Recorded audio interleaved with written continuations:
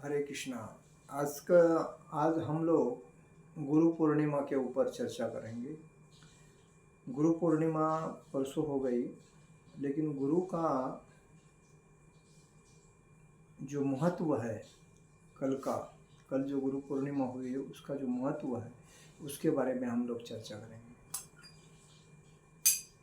नमो विष्णुपादाय कृष्णपृष्ठाय भूतले श्रीमते लोकनाथ स्वामी निति नामिने।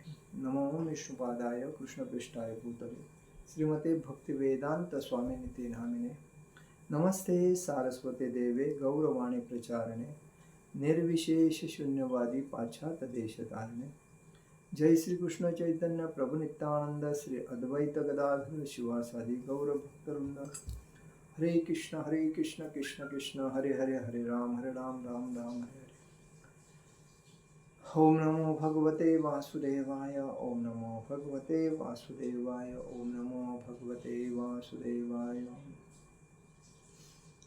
देखिए, गुरु पूर्णिमा यह अतिशय उत्कृष्ट और महत्वपूर्वक दिन है, क्योंकि उस दिन हम जो भी हमारे गुरु है, वैसा तो हमारे गुरु प्रथमतः अपनी माता होती है, पिता होते हैं। उसके बाद क्लास में हम लोग शिक्षण लेते हैं, वो गुरु होते हैं। उसके बाद हमें समाज में कोई मार्गदर्शन करते हैं, वो गुरु होते हैं, जो उनको शिक्षा गुरु कहते हैं। और ऐसे हर जगह पे है हमें गुरु मिलते हैं, अलग अलग ज्ञान देने के लिए, अलग अलग मार्गदर्शन करने के लिए, अलग अलग जगह पे रास्ता बताने के लिए। जो एक ये जीवन जो है ये हमें क्यों मिला है? क्योंकि हमें जीवन मिला है भक्ति करने के लिए, और भक्ति करके इस संसार दुखालय संसार को पार करके वापिस हम भगवान के घर जाने के लिए हमें जीवन मिला है। लेकिन जब बच्चा माँ के कोख में रहता है 9 महीना, तब वो भगवान से दया करता है। ये भगवान उसको माँ के गर्भ में रुलाता है, हंसाता है, उसको बहुत कुछ टेंशन देता है। फिर भी वो अपने बातों से भगवान से प्रार्थना करता है, हे प्रभु, मुझे इस गंदगी से बाहर निकालो। इस गंदगी ने मैं तो बहुत त्रस्त हुआ हूँ, मुझे बाहर निकालो। मैं बाहर जाते ही आपकी भक्ति करूँगा। क्योंकि जैसा प्रहलाद महाराज थे, अपने माँ के गर्भ में थे, तभी उन्होंने महर्षि नारद मुनि का जो प्रवचन था वो सुना था भगवान विष्णु के नाम से। तभी वो ज्ञान प्राप्त होकर वो प्रहलाद महाराज जब प्रकट हो गए, और प्रकट होने के बाद जब वो अपने पिताजी, उसके पिताजी असुर थे, एक हिरण्यकश्यपु। तो हिरण्यकश्यपु बोलते थे कि मैं इस सृष्टि का भगवान हूँ, ये विष्णु कौन है? मैं तीनों लोक, आकाश, धरती, आकाश, पाताल, तीनों लोक का मेरे को डरते हैं, तुम मेरा नाम स्मरण करो। लेकिन उसने कहा, पिताजी आप तो एक सर्वसामान्य व्यक्ति हो, भगवान तो एक है, लेकिन उसकी जगह तो कोई नहीं ले सकता है। उनका तो हमेशा नाम जप हमें करना चाहिए, और उन्हीं के वजह से हम इधर यहाँ सब आनंद भोग रहे हैं। तो उनका मंत्र है ओम नमो भगवते वासुदेवाय। लेकिन उनके पिताजी जो हिरण्यकश्यप थे, उनको विश्वास नहीं था, तो उनको बहुत तकलीफ दिया। हर तरह से भक्त जो होता है उसको हर तरह से तकलीफ होता है। जब भक्ति में कोई व्यक्ति आता है तो उसके घर वाले पहले से ही शुरू करते हैं, हो गया अभी साधु हो गया, अभी बाद हो गया, अभी पैसा कमाएगा नहीं, अभी भक्ति में रहेगा, अभी इसका कैसा होएगा, आगे जाके इसका क्या शादी होएगा, कौन कमा के ऐसे मतलब टेंशन उसको देते। ये नहीं सोचते हैं कि वो भक्त होने से हमारे 14 पीढ़ी नरक से, पाप से मुक्त होके उसी की वजह से हमको फायदा हो। ये सोचते नहीं, ये सोचते हैं बर्बाद हो गया, बाद हो गया, अभी घर कैसा चलेगा, प्रपंच कैसा होएगा, भक्ति करता रहेगा तो पेट कैसा भरेगा, यही निगेटिविटी। ये पॉजिटिविटी नहीं सोचते कि एक जब भक्त होता है उसके 14 पीढ़ी माता के और पिताजी के पूरे सक्सेस हो जाते हैं, उनको फायदा होता है उसी वजह से। वो कौन है? वो तीर्थ क्षेत्र है तुम्हारे घर में जो भक्त होता है, और उसी के वजह से आपको पाप से मुक्ति मिलती है, अपराध से मुक्ति मिलते हैं। इसलिए आपने उसकी सेवा करनी चाहिए, उसको जो चाहिए वो देना चाहिए, उसको जो धन जो चीज़ लगती है उसको उपयुक्त वो देना चाहिए। कुछ नहीं करो, भक्ति करो, लेकिन हम तुमको संभालेंगे। ये बात बोलने की अपनी ताकत होनी चाहिए घर वालों की। जब भक्त कोई होता है तो उसकी मज़ा नहीं देखना चाहिए कि भक्त वगैरह बेकार की भक्ति कर रहा है, उसका मज़ा नहीं। जितनी तुम मज़ा उसकी उड़ाओगे उतना खुद को तकलीफ कर लोगे, क्योंकि उसके पीछे भगवान का साया है। तुम्हारे पीछे किसका साया है? तुम तो दिन रात मेहनत गधे के जैसा कर रहे हो, सुबह उठ के भागे, शाम को आके सोए, दिन किधर गया क्या हुआ किसको पता ही नहीं। तो ऐसे में भक्त के पीछे भक्त को सपोर्ट करना चाहिए। तो कहने का मतलब है जो गुरु होता है, हमें हर जगह पे गुरु मिलते हैं। हमको जब एरिया में कोई पता नहीं रहता कोई चीज़ का तो भी हम किसको पूछते हैं, तो वो भी गुरु है, क्योंकि वो मार्गदर्शन बताता है। इधर से राइट मारो, राइट से लेफ्ट मारो, लेफ्ट से सीधा जाओ, सीधर से थोड़ा राउंडिंग आएगा सर्कल, उसके बाजू में देखो, ये गुरु है। तो जब मालूम नहीं इसीलिए पूछा ना। तो हर क्षेत्र में हर मौके पे हमको कोई ना कोई गुरु मिलता है, लेकिन उसका मजाक नहीं उड़ाना चाहिए, उसको सही रास्ता बता के अपना काम करना चाहिए। अपेक्षा कोई नहीं करना चाहिए मेरा सेवा है, how can I help you. मैं कभी भी किसी को सही मार्गदर्शन देता हूँ। कभी कभी किसी के पास कुछ नहीं होता है तो मैं उसको देता हूँ। तो कहने का मतलब है गुरु हर टाइम अपेक्षा नहीं करता है, लेकिन अपने भक्त को मार्गदर्शन सही देता है और उसको योग्य रास्ते से भेजता है कि सक्सेस रास्ता किधर है, वही बात है। ऐसे दुनिया में बहुत गुरु हो गए और सब अपने शिष्य को योग्य मार्गदर्शन देते हैं।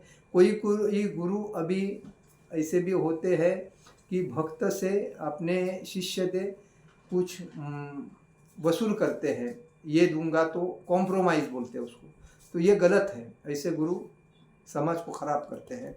तो कहने का मतलब है हमें जब गुरु हमारा मिलता है तो हमें याद रखना चाहिए गुरु ईश्वर का पार्षद होता है। वैसा तो समाज में माता पिता जो हमें मार्गदर्शन देते हैं उनका पहला सुबह उठ के माता पिता के चरण छूना चाहिए, और चरण छूने के बाद अपने गुरु है उनके चरण छूना चाहिए। उसके बाद भगवान के चरण छूना चाहिए, भगवान की प्रार्थना करने, भगवान की पूजा भक्ति करना चाहिए। तो श्रवण कीर्तन स्मरण, श्रवणम कीर्तनम स्मरण आत्मनिवेदनम दासम साख्यम, ये जो विधि है नवविधा भक्ति वो हमें करने को आना चाहिए। और आत्मनिवेदन, अपने को खुद को भगवान को समर्पित करना चाहिए। तो कहने का मतलब है गुरु ईश्वर के सगुण रूप होते हैं। ईश्वर की कृपा प्राप्त करने का सुनहरा अवसर भी गुरु ही होता है। तो इस दिन गुरु तत्व नित्य की तुलना में सहस्र गुना सक्रिय रहते हैं। इसलिए इन दिनों सेवा और त्याग का फल सहस्र गुना मिलता है।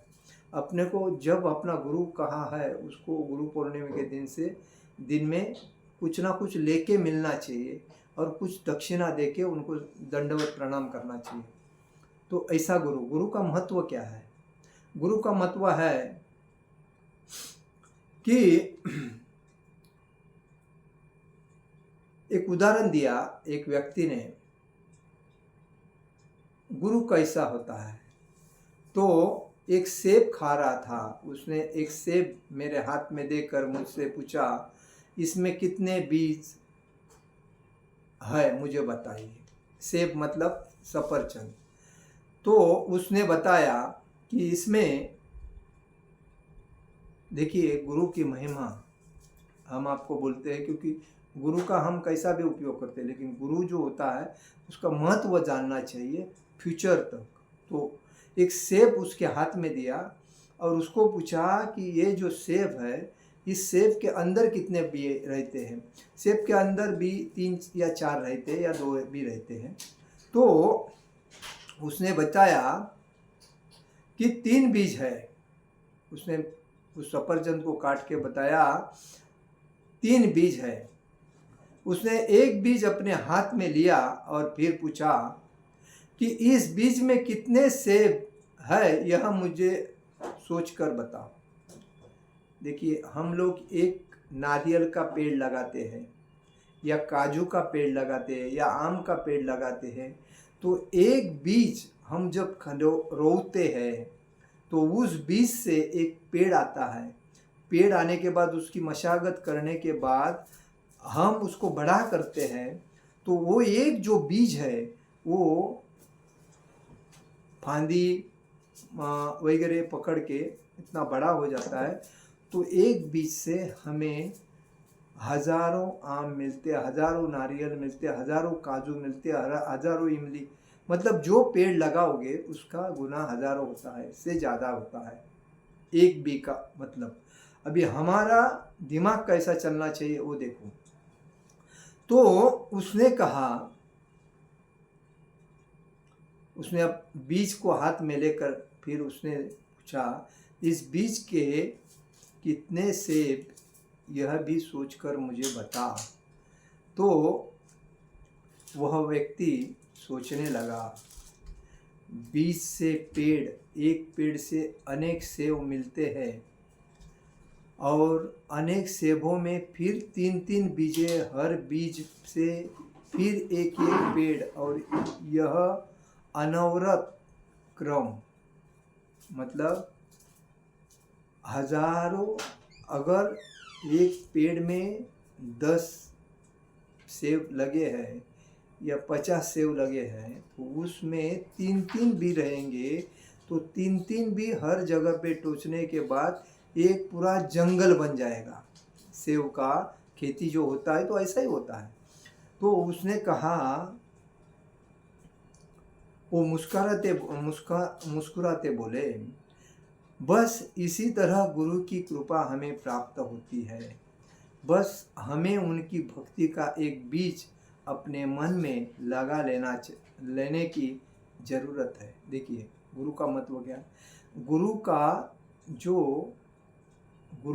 का जो बीज है अपने अंदर लेना चाहिए, उसकी हजारों करोड़ों गुना कृपा हमारे को मिलती है। गुरु एक तेज है जिनके आते ही सारे संशय के अंधकार खत्म हो जाते हैं। जैसा कि सूर्य प्रकाश, अंधेरा जब होता है तो वह सूर्य नहीं रहता है तो कुछ दिखता नहीं। जैसे ही सूर्य प्रकाश ऊपर आ जाता है तो अंधेरा समाप्त होकर हमें सब कुछ शुभ्र दिखने लगता है। वैसा ही गुरु का प्रकाश है। तो गुरु हमें अंधेरे से उजाले कड़े लेके जाते हैं, उजाला कड़े मतलब जो प्रकाश की तरफ लेके जाते हैं। उसके बाद गुरु वो मृदंग है जिसके बजते ही अनाहत नाद सुनने शुरू हो जाते हैं। मतलब मृदंग जब बजता है तभी लोगों को आनंद आता है, और उस आनंद से लोग मृदंग के आनंद गीत पर नाचने लगते हैं। तो एक मृदंग कितने लोगों को, हजारों लोगों को नचाता है। देखिए, हम जब मंदिर में जाते हैं तब मृदंग बजाने वाले बजाते हैं, लेकिन उसका जो आवाज़ आता है, हरे कृष्णा कृष्णा कृष्णा हरे हरे, हरे राम, ऑटोमेटिक पैर हाथ नाचने लगते। तो एक मृदंग का आवाज़ उसी तरह है गुरु। गुरु वो ज्ञान है जिसके मिलते ही भय समाप्त हो जाता है। गुरु हमें जो ज्ञान प्राप्त करते हैं, हमें ज्ञान देते हैं, हमारे अंदर जितनी भी गंदगी रहती है, जितने भी संशय, क्लेश, अज्ञानता जो रहती है, वो ऑटोमेटिक दूर हो जाती है, क्योंकि गुरु का मार्गदर्शन से। गुरु वो दीक्षा है जो सही मायने में मिलती है तो भवसागर पार हो जाती है। गुरु की जो दीक्षा है, हमें गुरु हमें दो प्रकार के मिलते हैं। वैसे तो शिक्षा गुरु मिलते हैं और दीक्षा गुरु मिलते हैं। जब हमारे शिक्षा गुरु हमें ज्ञान देते हैं गुरु के बारे में, तभी हम दीक्षा प्राप्त करने के काबिल होते हैं। और दीक्षा जब प्राप्त मिलती है, तभी गुरु हमारे जो असंख्य पाप अपराध जो होते हैं अपने ऊपर लेके हमें दीक्षा देते हैं और भगवान से मिलाते हैं। तो हमारा जो पाप का समुंदर है, वो गुरु ही हमसे हमें बचाता है इस पाप से। तो ये गुरु है। गुरु वो नदी है जो निरंतर हमारे प्राण से बहती रहती है। देखिए, कोई भी नदी हमेशा बहती है और कहा जाती है अरबी समुंदर को मिलने जाती है और मिलके वो उसका उधर समाप्त होता है। तो वैसा ही गुरु हमें जब मिलते हैं तभी ज्ञान देते हैं। जब भी हम गुरु को देखते हैं हमें ज्ञान प्राप्त होता है। जब भी हम गुरु से बात करते हैं, कुछ ना कुछ हमें ज्ञान देता है। तो वही नदी है जो हमें ज्ञानी बनाती है और आनंद देती है और निरंतर प्राण से गुरु के मार्गदर्शन बहते रहते हैं, आते रहते हैं। गुरु वो सच्चित आनंद है जो हमारी पहचान देता है।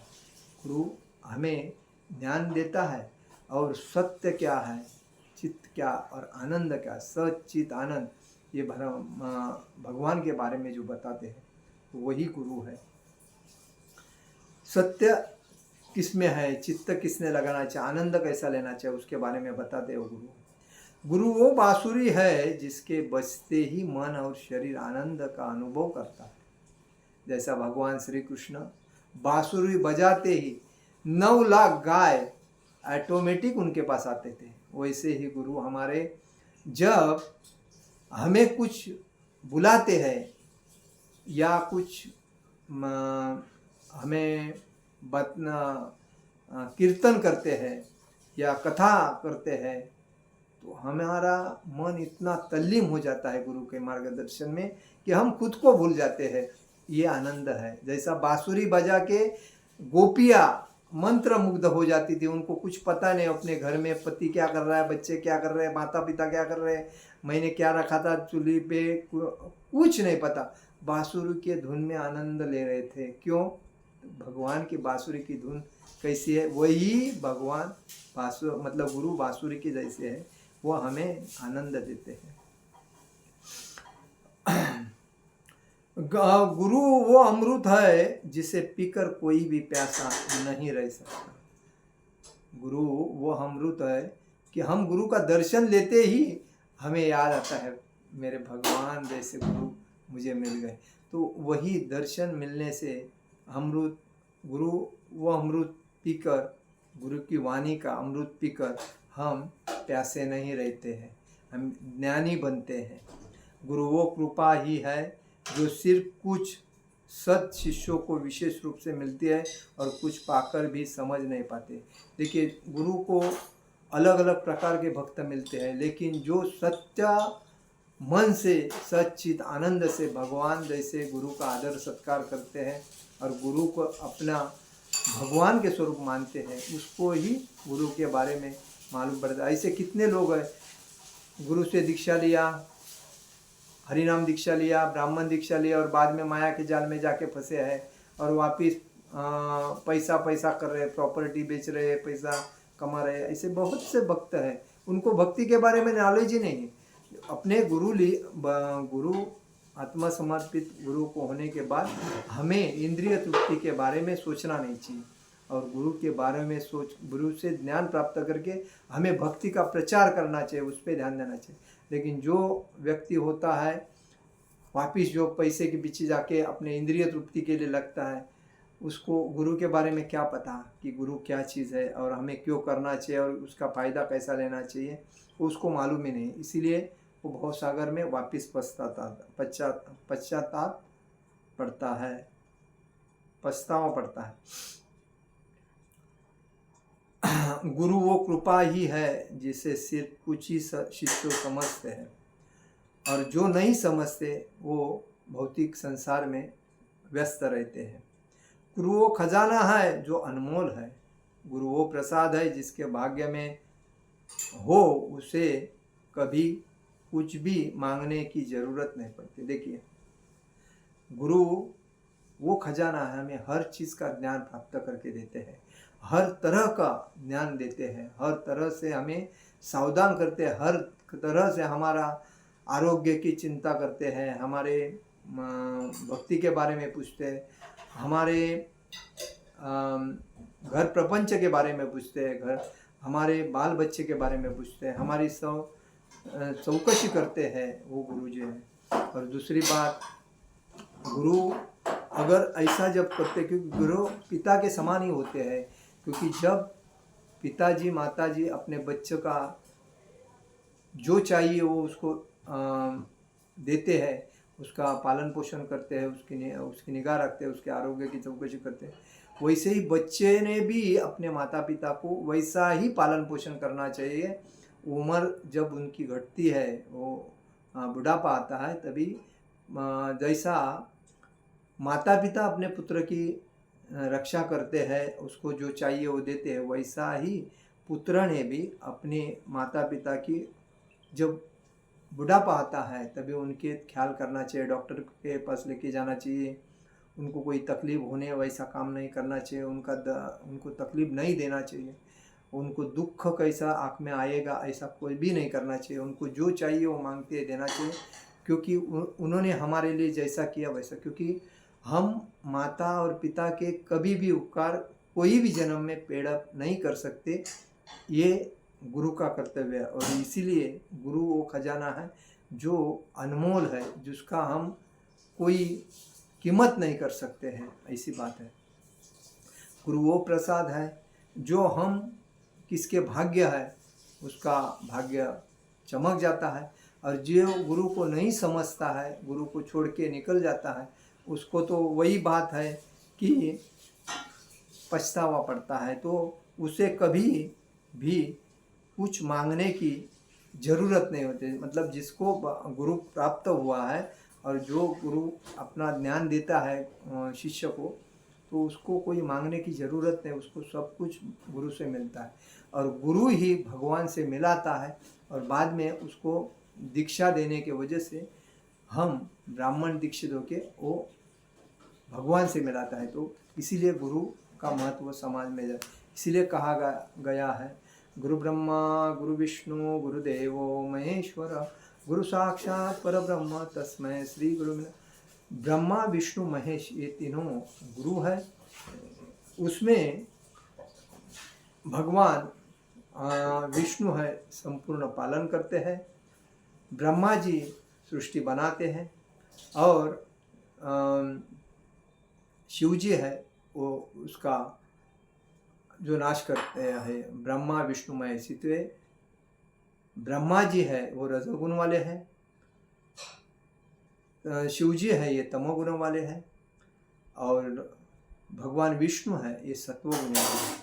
तो हमें हमेशा याद रखना चाहिए कि गुरु का हमेशा आदर करना चाहिए, और गुरु जैसे हमारे जो भी व्यक्ति होते हैं उनका हमें आदर करना चाहिए, हर व्यक्ति का आदर करना चाहिए, हर व्यक्ति को हमें हमेशा आदर देना चाहिए, अपने खुद आदर की अपेक्षा नहीं करना चाहिए। इसलिए कहा गया है, तृणादपि सुनीचेन तरोरपि सहिष्णुना अमानिन मान देना कीर्तनीय सदा हरे। हमेशा भक्त ने संकीर्तन कीर्तन में जप में आनंद लेते रहना चाहिए, भक्ति करते रहना चाहिए।